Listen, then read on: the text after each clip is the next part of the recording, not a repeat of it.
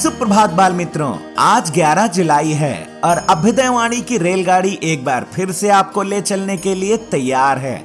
आपके दोस्त और हमसफर प्रेम वर्मा के साथ आज के रोमांचक, ज्ञानवर्धक और नैतिक शिक्षा से भरपूर एक अद्भुत यात्रा में, जहां हम नए विचारों से प्रेरित होंगे, नई जानकारी हासिल करेंगे और जीवन के मूल्यों को समझेंगे।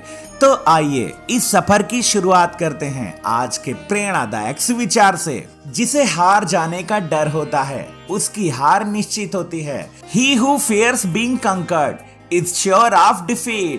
जब हम हारने से डरते हैं तो यह डर हमारे आत्मविश्वास को कमजोर कर देता है।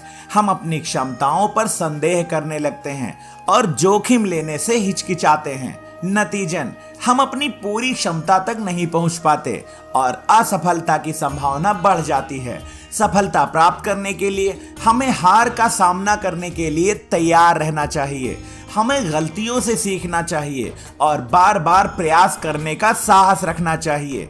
यह कथन हमें सिखाता है कि हमें डर को अपने ऊपर हावी नहीं होने देना चाहिए। हमें आत्मविश्वास और दृढ़ संकल्प के साथ आगे बढ़ना चाहिए और हार से सीखते हुए सफलता प्राप्त करने का प्रयास करना चाहिए। अभ्युदयवाणी में अब जानते हैं आज का अंग्रेजी शब्द, जो है कैलकुलेट। CALCULATE। कैलकुलेट का अर्थ होता है गणना करना, आंकना, अनुमान लगाना, हिसाब लगाना या आकलन करना। इसका उपयोग आमतौर पर संख्याओं, मानों या परिणामों की गणना के लिए किया जाता है। वाक्य प्रयोग, We need to calculate the distance between the two cities। हमें दोनों शहरों के बीच की दूरी का हिसाब लगाना होगा। आगे बढ़ते हैं इस सफर में और आनंद लेते हैं आज की पहेली का। धूप लगे पैदा हो जाए, छांव लगे तो मर जाए, करे परिश्रम तो भी उपजे, हवा लगे मर जाए। इस पहेली का जवाब है पसीना। अब अगला स्टेशन है आज का इतिहास। इतिहास हमें अतीत से सीखने और वर्तमान को बेहतर बनाने का मौका देता है। आइए इतिहास के पन्नों में आज 11 जुलाई की कुछ प्रमुख घटनाओं पर नजर डालें। सन 1893 में आज ही जापानी वैज्ञानिक कोकिची मिकीमोटो ने पहली बार कृत्रिम मोती यानी कल्चर्ड पर्ल का निर्माण किया, जिससे आभूषण उद्योग में क्रांति आ गई। 11 जुलाई सन 1902 को भारत के स्वतंत्रता सेनानी और सिख नेता बलदेव सिंह का जन्म हुआ। वह भारत के पहले रक्षा मंत्री बने।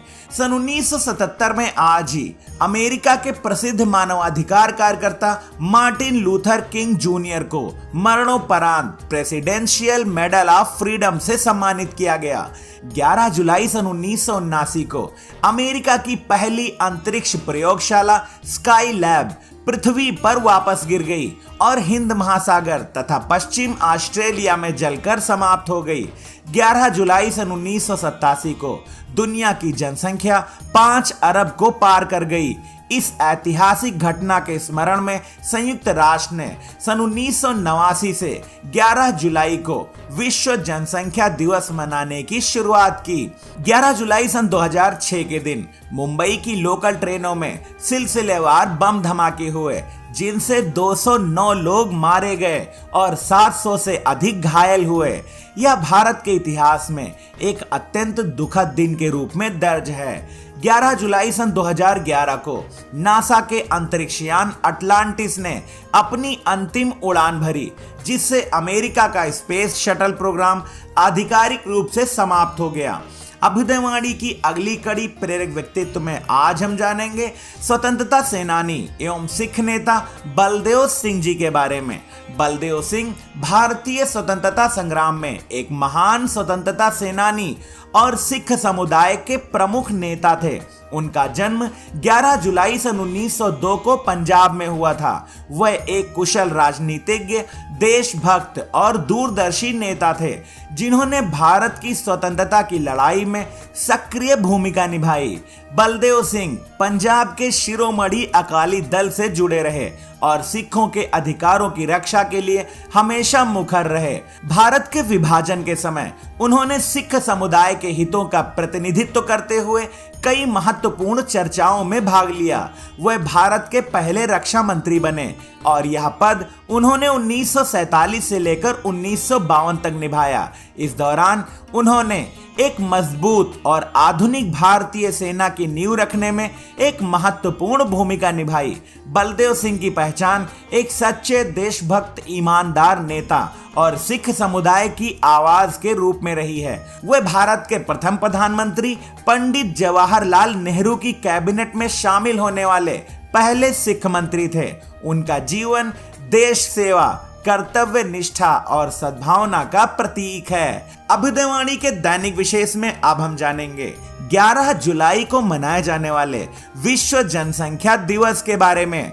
विश्व जनसंख्या दिवस हर साल 11 जुलाई को मनाया जाता है। इस दिवस को मनाने की शुरुआत संयुक्त राष्ट्र विकास कार्यक्रम UNDP ने सन 1989 में की थी, जिसका उद्देश्य दुनिया भर में बढ़ती जनसंख्या के कारण उत्पन्न हो रही समस्याओं, चुनौतियों और संभावनाओं के बारे में लोगों को जागरूक करना है। यह दिन पहली बार तब चर्चा में आया जब 11 जुलाई सन 1987 को विश्व की जनसंख्या ने 5 अरब का आंकड़ा पार कर लिया।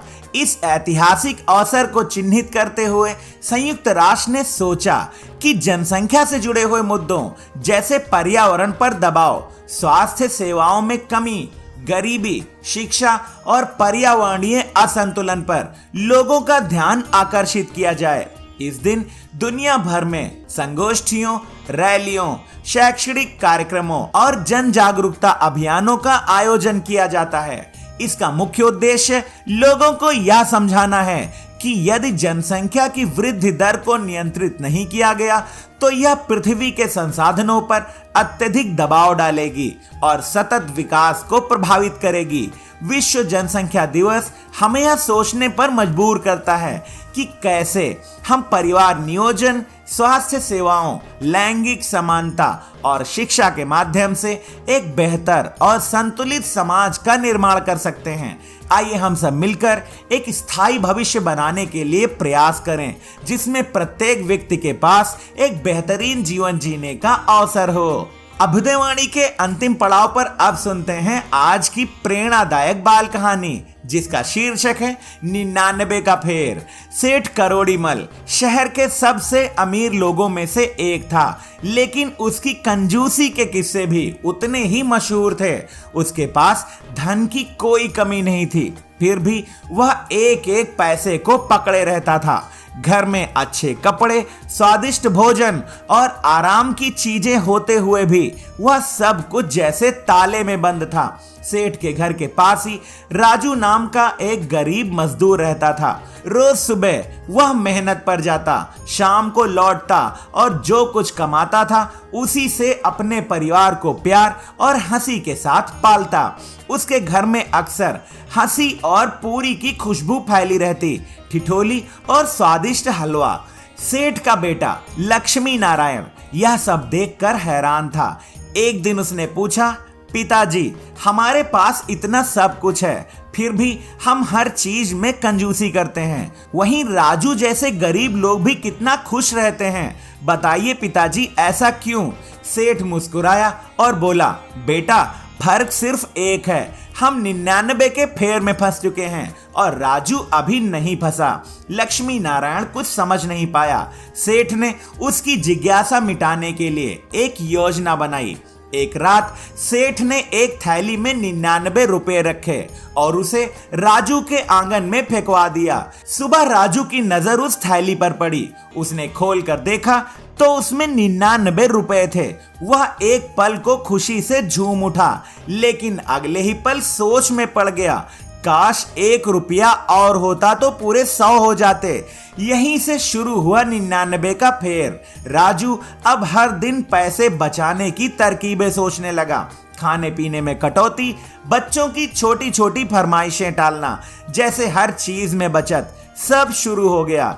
हलवा पूरी की जगह अब रूखी रोटियां थीं, हंसी ठिठोली की जगह तनाव और चुप्पी। धीरे धीरे वह संतोष और खुशी से दूर होता गया। जब पोटली में 100 रुपए पूरे हुए तो अगला लक्ष्य 101 हो गया, फिर 102 और फिर 3, और अब उसका जीवन इसी फेर में उलझ गया। थोड़ा और, बस थोड़ा और। यह कहानी हमें सिखाती है कि लालच का कोई अंत नहीं होता। हम जितना भी कमा लें, अगर संतोष नहीं है तो कभी खुशी नहीं हो सकते। 99 के फेर का अर्थ है उस एक की तलाश में अपने पास के 99 की खुशी को खो देना। सच्चा सुख संतोष में है, संग्रह में नहीं। आज की अभ्युदयवाणी का सफर बस यहीं तक था। कल सुबह फिर मिलेंगे एक नई ऊर्जा के साथ, रोमांचक, ज्ञानवर्धक और नैतिक शिक्षा से भरपूर एक रोचक सफर में। आपका दिन शुभ हो। जय हिंद, जय भारत।